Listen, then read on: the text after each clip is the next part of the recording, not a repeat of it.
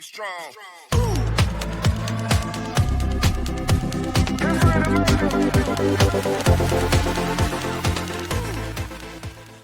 Hey everybody is out there. Once again I welcome you all to my YouTube channel. This is Aman Kumar, an English trainer. और इस video में हम सीखने वाले हैं state of being of future time. Same structure formation का, यानी कि state of being of future time के सेंटेंस का पॉजिटिव पार्ट हमने लास्ट टाइम अपलोड करा था, जहां पे हमने इसी स्ट्रक्चर के पॉजिटिव पार्ट को देखा था. लेकिन इस वीडियो में हम क्या पढ़ने वाले हैं? नेगेटिव सेंटेंस फॉर्मेशन को सीखने वाले हैं, state of being of future time वाले सेंटेंस फॉर्मेशन को, राइट. और अगर अभी तक आपने उस वीडियो को वॉच आउट नहीं करा है तो पहले आप उस वीडियो को देख लें जहां से इसका बेस है. अगर आप पॉजिटिव पार्ट को देख लेंगे तो वहां से आपका बेस अपने आप स्ट्रांग हो जाएगा, समझ में आ जाएगा एक्चुअल में कि state of being of future time से रिलेटेड सेंटेंस को कैसे फ्रेम किया जाता है.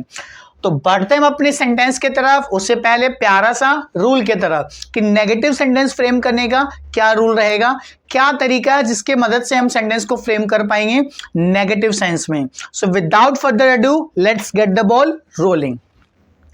सबसे पहले जिस सब्जेक्ट के बारे में भी बात होगा वो हमारा सब्जेक्ट, यानी कि सबसे पहले हम सब्जेक्ट का यूज करेंगे हर बार की तरह.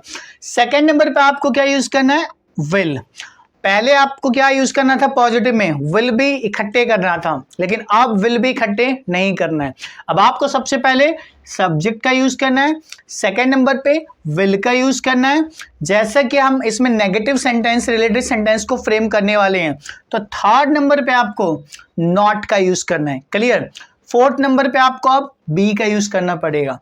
तो पहले सब्जेक्ट की एंट्री, सेकंड नंबर पे विल की एंट्री, थर्ड नंबर पे नॉट की एंट्री, फोर्थ नंबर पे बी की एंट्री, और लास्ट में जो भी आप इंफॉर्मेशन देंगे सब्जेक्ट के बारे में वो अदर वर्ड्स में इंक्लूड हो जाएगा. जो भी इंफॉर्मेशन आपको देना है सब्जेक्ट के बारे में फ्यूचर टाइम को इंडिकेट करते हुए, तो इस तरीके से आप सेंटेंस को फॉर्मुलेट कर पाएंगे. अब हम बढ़ते हैं अपने एग्जाम्पल की तरफ और सेंटेंस को फॉर्मुलेट करने की कोशिश करते हैं. तो बढ़ते हैं हम अपने एग्जाम्पल की तरफ. सबसे पहले एग्जाम्पल जो हमारे पास है, कल हम लेट नहीं होंगे. कल हम लेट नहीं होंगे, तो इस रूल के हिसाब से सबसे पहले हमें क्या यूज करना है? सब्जेक्ट. कौन लेट नहीं होगा कल? हम, यानी कि सारे की बात हो रही है, तो क्या बोलूं? वी. सेकेंड नंबर पे विल का use, we will. Third number पे नॉट का use, we will not. Fourth number पे बी का use, we will not be. हम क्या नहीं होंगे? क्या इंफॉर्मेशन दिया जा रहा है? लेट. और लेट को तो लेट ही कहा जाता है, तो हम क्या बोलेंगे? लेट. और कब कब नहीं होंगे लेट? कल. कल को क्या बोल दे? Simply tomorrow. And our sentence would be we will not be late tomorrow. We will not be. ये जो हमारा will not है इसका कॉन्ट्रैक्शन वर्जन होता है जिसको हम want कहते हैं. तो स्पोकन में आपने लोगों को सुना होगा want सुनते हुए. एग्जाम्पल के तौर पे I won't be there, I won't be free for you, I won't be there at the party and all. तो यानी want क्या किसका कॉन्ट्रैक्शन है? will not का. तो आप सेम स्ट्रक्चर को कैसे बोल सकते हैं? We won't be late tomorrow. Now let's move to second sentence. कल स्कूल की छुट्टी नहीं होगी. कल स्कूल की छुट्टी नहीं होगी, तो इस तरह से सेंटेंस कैसे बोलेंगे? यहाँ पे डे की बात हो रही है और इस तरह के सेंटेंस को इट से स्टार्ट करा जाता है, तो हम क्या बोलेंगे? इट. सब्जेक्ट के तौर पे हमने इट का यूज करा. सेकेंड नंबर पे will, it will. Third number पे नॉट, इट विल नॉट.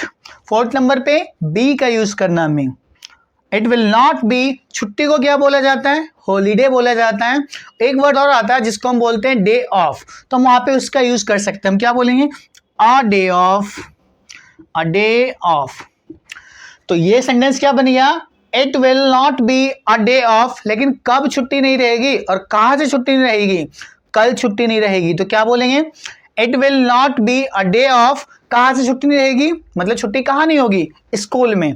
तो सिंपली इसको बोलेंगे फ्रॉम स्कूल. From school. कब? कल. तो टुमारो लगा दीजिए. And our sentence is it will not be a day off और a holiday from school tomorrow. So ये था हमारा दूसरा सेंटेंस. अब हम बढ़ते हैं थर्ड सेंटेंस की तरफ. कल ठंड नहीं होगी। और अगर मान लो कि मुझे पॉजिटिव में बोलना है कि कल तो भाई ठंड होगी, तो कैसे बोलेंगे? फिर से डे की बात हो रही है और इस टर्म में हम इट प्रोनाउन का यूज करते हैं। हम क्या बोलेंगे? It will be called tomorrow, ये पॉजिटिव। और अगर नहीं होगी तो रूल के हिसाब से बनाते हैं। सबसे पहले इट का यूज, सेकंड नंबर पे विल का use, it will, third number पे नॉट का यूज, फोर्थ नंबर पे बी का यूज। और कल क्या नहीं होगी? ठंड। ठंड को क्या बोले? कोल्ड। और फिर से कल की English tomorrow. And our sentence would be it will not be called tomorrow. फिर से आप यहां पे विल नॉट को वॉन्ट बोल सकते हैं and you can simply say it won't be called tomorrow. Now let's move to the fourth sentence. आने वाले समय में लोग ईमानदार नहीं होंगे। कौन ईमानदार नहीं होंगे? लोग। और लोगों को क्या बोले? पीपल। सो हम यहां पे द पीपल कह सकते हैं, द पीपल। सब्जेक्ट के तौर पे हमारा आ गया the people. Subject second number पे विल का use, the people will. Third number पे नॉट का use, will not. Fourth number पे बी का यूज, विल नॉट बी। क्या नहीं होंगे लोग? ईमानदार। और ईमानदार को क्या बोलते हैं? ऑनेस्ट। तो हम क्या बोलेंगे? ऑनेस्ट। कब नहीं होंगे? आने वाला समय में। आने वाले समय को आप क्या बोल सकते हैं? In upcoming time, in future. फिलहाल हम यूज कर लेते हैं in future, in future. And we can say the people will not be honest in upcoming time or in future. यहाँ पे भी will not को want में यूज कर सकते हैं, want pronounce कर सकते हैं। You can simply say the people won't be honest in future or in upcoming time. अब बढ़ते हैं हम अगले सेंटेंस की तरफ। वह कल स्कूल में उपस्थित नहीं होगी। किसी लड़की के बारे में बोला जा रहा है कि वो लड़की वो कल उपस्थित नहीं होगी क्लास में, यानी कि प्रेजेंट नहीं होगी। तो कैसे बोले? सी। हमारा सब्जेक्ट सी, क्योंकि फीमेल जेंडर। सेकंड नंबर पे विल का use, she will. Third number पे नॉट का use, she will not. Fourth number पे बी का use, she will not be. क्या नहीं होगी? वो प्रेजेंट नहीं होगी। तो क्या बोलेंगे? प्रेजेंट। कहाँ नहीं होगी भाई? वो स्कूल में। सो इन स्कूल। और कब नहीं होगी? कल। फिर से टुमारो। लास्ट में full stop. You can simply से she will not be available. You can also use the word available. All right. So I'm using the word present because I have already used this particular word in the sentence. So I would say she will not be present in school tomorrow. Now let's move to the last sentence. तुम परेशान नहीं होगे। तुम नहीं होगे परेशान, tension ना लो। चलो वहां पे, मैं जहां भी कह रहा हूं चलने के लिए, बेसिकली कोई जा रहा है, कोई लोग, मतलब कोई एक व्यक्ति है जिसको कहा जा रहा है कि तुम ये करो वो करो या फिर वहां जाओ, और वो कह रहा है मैं परेशान हो जाऊंगा, तो उस सेंस में कहा जा रहा है टेंशन ना लो, तुम परेशान नहीं होगे। कौन परेशान नहीं होगा? तुम। तो क्या बोले? यू। सेकंड नंबर पे विल का use, you will. Third number पे नॉट का यूज, यू विल नॉट। और फोर्थ नंबर पे बी का use, you will not B. परेशान को क्या बोला जाता है? डिस्टर्ब बोला जा सकता है, ट्रबल बोला जा सकता है, डिसअपॉइंटेड बोला जा सकता है। एक वर्ड और आता है बहुत अच्छा, वो है टेंस। हाँ जी, वही टेंस है जो आप पढ़ते हैं ग्रामर में, जो टॉपिक पढ़ते हैं टेंस, वो खैर ग्रामेटिकल टर्म में है। टेंस एक एडजेक्टिव है जिसका मतलब होता है to be anxious, to be worried. तो आप यूज कर सकते हैं टेंस सेम स्पेलिंग के साथ। So you can simply say you will not be tense, तुम परेशान नहीं होगे।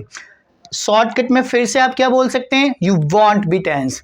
तो ये था हमारा state of being of future time का नेगेटिव पार्ट। इससे पहले हमने इसके पॉजिटिव पार्ट को भी अपलोड कर चुके हैं बेसिकली। और इसके पीछे वाला सीक्वेंस जो हमने state of being of present time, state of being of present time with timing, उसके बाद state of being of past time, state of being of past time with timing, सारे वीडियोज मैं अब तक अपलोड कर चुका हूँ सिक्वेंसली रिस्पेक्टिवली। तो आप एक एक वीडियोज को सिक्वेंसली देखें, तभी जाकर के आपको कॉन्सेप्ट क्लियर होगा। और इस वीडियो के एंड में फिर से मैं आपको एक होमवर्क के तौर पे एक सेंटेंस देना चाहता हूं, जिसको आप फ्रेम कर सकते हैं और कमेंट में डाल सकते हैं। मैं पक्का उस कमेंट को, उस आंसर को चेक करूंगा और आपकी प्रैक्टिस भी हो जाएगी। तो मुझे बोलना है कि कोई भी कल पार्टी में नहीं होगा।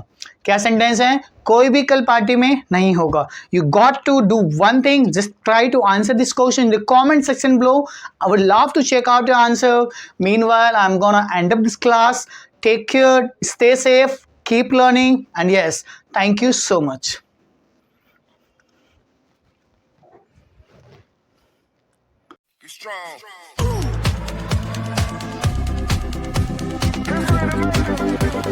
Strong.